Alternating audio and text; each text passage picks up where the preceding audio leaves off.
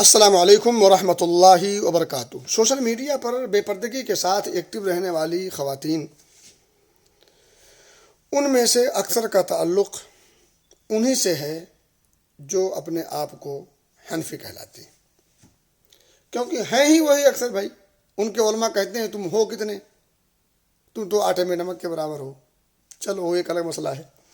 تو یہ جو عورتیں جو اکثر اپنے آپ کو حنفی کہتی ہیں، وہ حنفی مسلک سے تعلق رکھتی ہیں، ان کے مسلک میں حدیث سے ہٹ کر کے یہ ہے کہ عورت جب سجدہ کرے گی تو بالکل سمٹ کر کے کرے گی۔ اس کا ہاتھ زمین سے ملا ہو، اس کے جو بازو کا جو اوپری حصہ ہے وہ ران سے اور پیٹ سے مل کر کے سمٹ کر کے سجدہ کرے گی۔ وہ حکمت یہ بتاتے ہیں کیونکہ اس میں پردہ زیادہ ہے۔ سبحان اللہ۔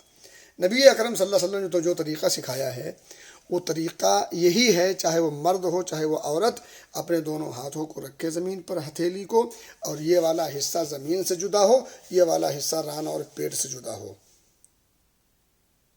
اور آپ صلی اللہ علیہ وسلم نے کہیں ایک بار بھی اس بات کی صراحت نہیں کی کہ مرد ایسے کریں گے عورتیں ایسے کریں گی۔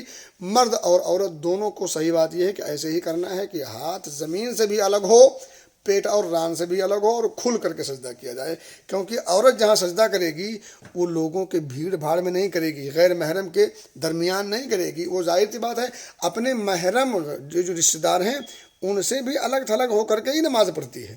پھر یہ خام خواہ کی باتیں کرنا کہ اس میں پردہ زیادہ ہے اس لیے عورت سمٹ کر کے سجدہ کرے گی، یہ حدیث کے صراحت میں خلاف ہے۔ وہ ایک الگ مسئلہ ہے۔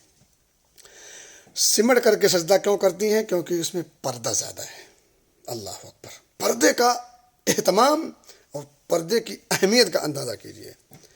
اور ان میں سے کتنی سوشل میڈیا پر آنے والی عورتیں ہوں گی جو نماز پڑھتی ہوں گی۔ نماز فرض ہے، رکن ہے اسلام کا۔ من ترک الصلاۃ متعمدا فقد کفر، جس نے جان بوجھ کر کے نماز چھوڑی اس نے کفر کیا۔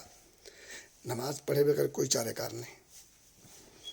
نماز پڑھتی ہوں گی تو سجدہ سمٹ کے کرتے ہوں گی۔ سمٹ کے کیوں کرتی ہوں گی؟ کیونکہ سکھایا یہی گیا ہے، حدیث کے خلاف ہے حالانکہ، اور سکھاتے ہوئے یہ بتایا گیا کیونکہ اس میں پردہ زیادہ ہے۔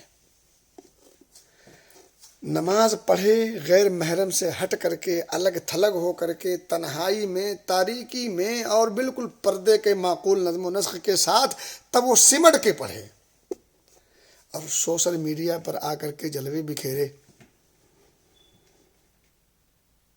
منہ کھول کر کے، لپسٹک لگا کر کے، فل میک اپ کے ساتھ آئے، اور اس کی گنجائش سمجھ میں آتی ہے